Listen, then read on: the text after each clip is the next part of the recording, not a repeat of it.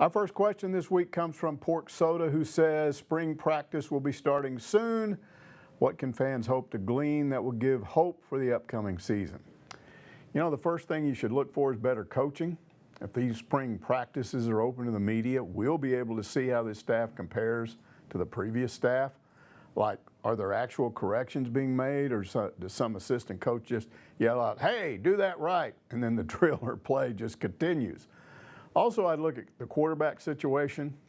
Is there a clear-cut leader from the start, or do we get more of this, we're not sure about who's number one right now, everybody's equal, might be August before we know? Now, how about the offense? Kendall Briles is installing it, and if it doesn't go a lot smoother than the hammer-down left lane thing that Chad Morris tried, we're all in trouble. You should also make note of the new 3-3-5 defense that Barry Odom is installing. Supposedly, there will be more pre-snap movement, more shifting or stunning between the linebackers and the D-line at the snap. We've been told that some of the scrimmages may end up open to the fans, so that would help them track the differences and the changes. Hey, we're a week away, so get ready. I Am Hogolio says, give us a Hog fan mantra to cover spring and summer for the big two sports. We out-of-towners can't really connect to baseball like we can football and basketball. What's the thing to carry us over until we get a chance for some do-overs? You know, I never really thought too much about this, but you out-of-towners are really missing a great experience by not being part of the Baum Walker Stadium crowd. So plan a spring trip. Come to a big SEC series. You won't forget it. Walking around on the concourse at Baum Walker and just hanging out with the fans is the best part of my job these days. You can also get a Watch ESPN app for your phone or your computer, and you can see most of the games that way. And if that still doesn't do it for you, if you're just not into baseball, you have about 5 weeks of spring football from next week until the last part of April, capped off by the red-white game. After that, we're into the talking season, and for that, you are already where you need to be. Hogville is the best fan board there is, a great place to hang out and talk football and basketball with other Hog fans. And it's free. But you already know that, so you're there. Lifetime Hog fan asks, don't we have some good talent on both sides of the ball who've not seen the field yet? Also, can we expect any of the 2020 recruits, not grad transfers, to come in and really contribute this season? Lastly, do you think Dorian Gerald will be 100% after that freakish injury? You know, I would not count too heavily on the incoming freshmen. A few might play, but what you need to do is keep an eye on last year's freshman class. There's some real talent there with guys like Traylon Burks, Trey Knox, Hudson Henry, who actually redshirted but played some, and Mateo Soli. Those guys are almost certainly going to be better. Now, 2 other guys to watch. Noah Gatlin, supposedly the team's best offensive lineman, is back after tearing an ACL on the first day of August camp. That was last year. Also, Luke Jones steps in after sitting out last year following his transfer from Notre Dame. And those 2 could have a huge impact on the O-line. As for Gerald, you can follow him on Twitter, and here are some of his tweets during the winter conditioning program. I've been fighting battles up a steep hill, Lord knows. And this, never too much prayer, send a kite for the boy. And finally this, it's a marathon, not a sprint. Look, coming back after an injury like that is not easy, but as far as I know, he will be out there this spring and should be 100% in the fall. And having Gerald back will be huge for the D-line. Archimedes wants to know, do we know for certain whether or not Felipe Franks will be participating in spring practice, or will he still be rehabbing his injury? Okay, Franks was injured mid-September of last year. He dislocated an ankle with a fracture. After surgery, his rehab was projected to take 6 months, and that's about how long it's been. Now, I don't know how much he's been doing over there at the winter conditioning program, but the word is he will be full speed, full go for spring football. LZH says, we all love Sam Pittman and his laid-back demeanor, but do you know of or have you ever seen a mean streak in him? I know the phrase players coach automatically brings feelings of being easy on players. You know, it seems like we get this question every other week or so, so there must be fans out there who are really worried about it. Maybe because Chad Morris and Brett Bielema were laid back with the players, but Bielema's issues came in his last 2 seasons, and it was mostly due to his staff and the fact that he wasn't involved enough. Morris had huge issue problems with his staff, and I'm not sure he even wanted to be here. Now, as far as discipline and accountability, you don't have to be a Nick Saban to get the most out of your players. As I've said before, the old linemen who played under Pittman here have indicated that he's all business on the field and practice field. But how he will be as a head coach around the players remains to be seen. But I've also pointed out this before. Most of the in-your-face stuff comes from position coaches. And I've seen nothing so far to indicate that this staff is going to be soft on the players. I was there in 1969, asked, with Alabama beginning a slow descent toward the middle of the SEC West, along with LSU losing a once-in-a-lifetime quarterback and top-shelf wide receivers. What are the odds the Hogs are going to shock the world of college football and go from worst to first in the SEC West? Wow, doom and gloom for the Tide and Tigers. I like it. Hog fans should always assume the worst about their SEC West opponents in the offseason. Makes you sleep better at night. Now, the odds on a worst to first turnaround for the Hogs, about 1 in a million. So am I telling you there's a chance? Sure, there's always a chance. But realistically, there would be a much better chance of pulling off an upset of one of those 2 teams. Both are home games this year, back-to-back, in fact. Hey, Alabama can't keep beating Arkansas forever. And you're right, LSU is going to drop off a lot in talent this year. But if we're talking SEC wins, I'd look at the Aggies and Mizzou. Yeah, I know A&M is stacked with veteran starters this year, but the Aggies are the Aggies. They always Aggie out. And that Drinkwitz guy at Mizzou, he pops off too much. Time to take him down along with his buddy Gus. Ready Hog 19 has a similar but not as dramatic question. Based on the grad transfers and the quality of the coaching staff, do you think the Hogs can make a bowl game next season? You know, I think it's probably too much to ask, but there's a theory that this 4 wins in 2 years stuff had everything to do with a lack of coaching, not a lack of talent, especially at quarterback and especially with the defensive scheme.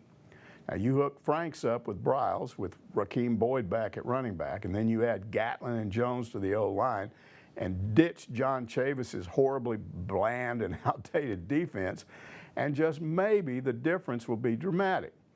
If the schedule were a little easier, a bowl game would certainly be a possibility. But again, just guessing right now, I'd say it's a stretch.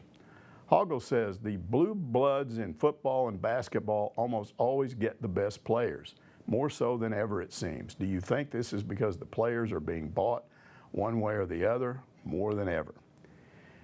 You know, rumors about cheating are rumors. Hard to prove unless maybe some reporter devoted full time to it, perhaps went undercover, posed as a booster with money. That'd be cool. Wonder why the NCAA doesn't do this, just the FBI. You know, I've heard stories about cheating all the way back to when I lived in Alabama in my first TV job in the early 70s, and that was years before Arkansas was in the league. Auburn and Alabama fans would brag when I was standing around about which school cheated the best. I know an Auburn fan right now who freely admits that Auburn boosters cheat, but says Alabama's much better at it. People in the SEC media and some former SEC coaches have told off-the-record stories about cheating. But until a school gets hit with sanctions, like Ole Miss recently, they're still just rumors. Bill Montgomery 10 says, with the Diamond Hogs' inability to score base runners lately and the drop in home run production, do you anticipate Dave Van Horn employing more small ball? That was successful, a formula that he used a decade ago, and he certainly has the team speed to make it happen. First of all, I would not assume that because a lack of timely hitting was a problem in 2 of the games during that 5-game losing streak, that this team will have to resort to a lot of small ball this season. As it stands right now, Arkansas is hitting .307 as a team. Now, Christian Franklin is batting a sizzling .426. Keston Kerstad's right behind him at .424. Braden Webb, about .325, .326. Casey Opitz right at .300. Robert Moore and Matt Goodhart are in the .270s. Jacob Nesbitt and Casey Martin, high .260s. The only Cole Austin is struggling a bit. He's down around .215, .216, somewhere in that range. Also, this team has hit 19 home runs in 14 games. That doesn't exactly suggest a home run problem to me. but Arkansas does play small ball. So far, they've stolen 17 bases. That's more than one a game and 7 more than their opponents. Blood Red Hog with a follow-up to that. The baseball team just lost 5 in a row. What's going on? What's wrong with this preseason top 5 team? I'm not going to say what some fans and some in the media have said about this, that it's nothing, that people like you are freaking out, that you just don't understand baseball. This has happened before, the season is just getting started, blah, blah, blah. I don't know what it means moving forward, but I do know what was going on during that stretch. 3 of those were one-run games, could have gone either way. There were different issues in each of the 5. Some of it was a lack of timely hitting. Some of it had to do with too many unearned runs as a result of bad defense.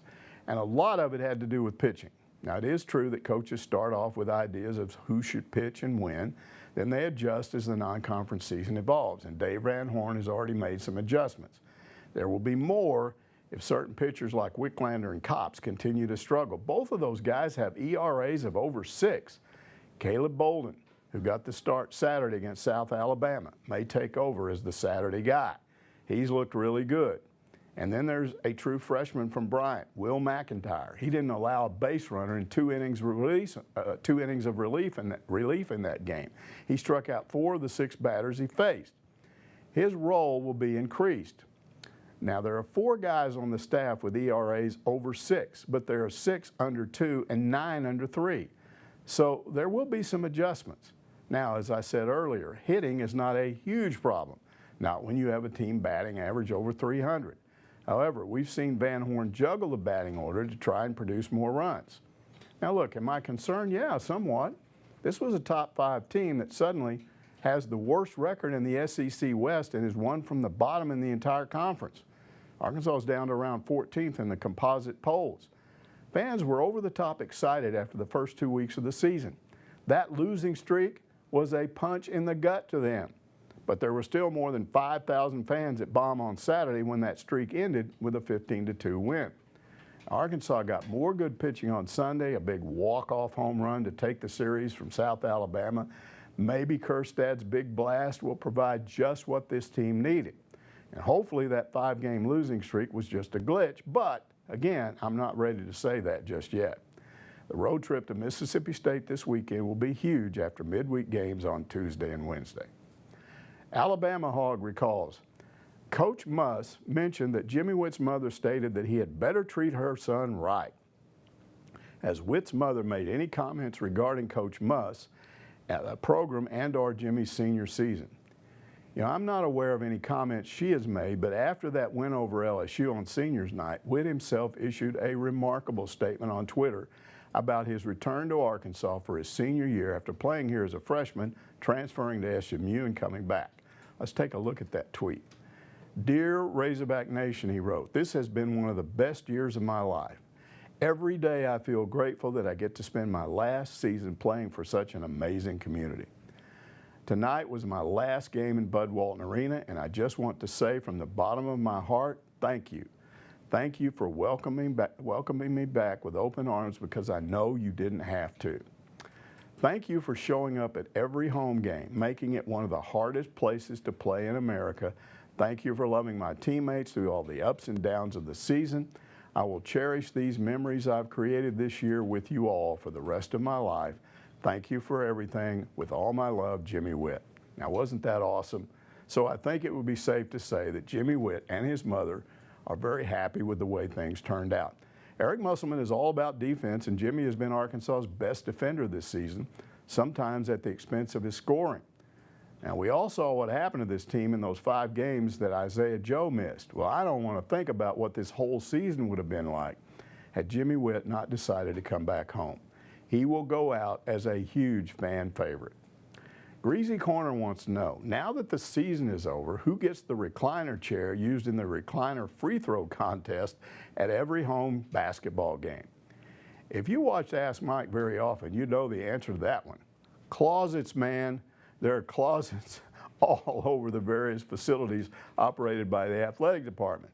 If I had some time on my hands, I could probably find that chair somewhere in a closet at Bud Walton Arena. However, the home season may not be over. There's still a possibility of an NIT game or two at the Bud. Lanny wants to know, what happened to the basketball team at Texas A&M? There was so much on the line in that game, and I thought we had a good chance of winning it. Long story short, 62 of Arkansas' 69 points were scored by 3 guys. Mason Jones, who reached 30 for the 9th time this season, Isaiah Joe, who had 22, and Jimmy Whitt, who had 10. Arkansas's 3 inside players, they scored 1 point between them. Plus, once again, the Hogs got killed on the boards, 41-25. This in spite of the fact that going in, the Aggies were averaging just 2 rebounds a game more than Arkansas. But there was another factor, fouls. Here's the revealing part. Going in, Arkansas had shot over 100 more free throws than the Aggies. But in this game, A&M more than doubled the Hogs at the line, 31 free throws shot to 15 for Arkansas.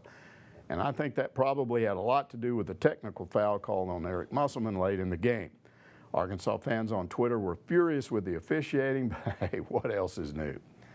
Ark Redneck is looking ahead to the postseason. He asked, what are the Hogs' chances for the NCAA tournament? If they don't make it, what would an NIT bid look like? Okay, the only way they get in is to win the SEC tournament. All right, maybe if they reached the finals, 4 wins would put them at 23-13. The selection committee would be impressed with their overall record. But come on, this team has no bench. 2 wins is the most I could see in Nashville. By game 3, the starters would be exhausted. Now, 21-13 would impress the NIT committee. Arkansas might end up as a 1 seed in the NIT with games at home all the way to the semis in New York as long as they kept winning. But 1 win in Nashville and Arkansas would likely drop to, say, a 4 seed with just 1 home game in the NIT. And if the Hogs go 1 and done in the SEC tournament, they might not even get an NIT bid. So the SEC tournament is about more than just trying to win 4 or 5 games so you can get into the NCAA tournament.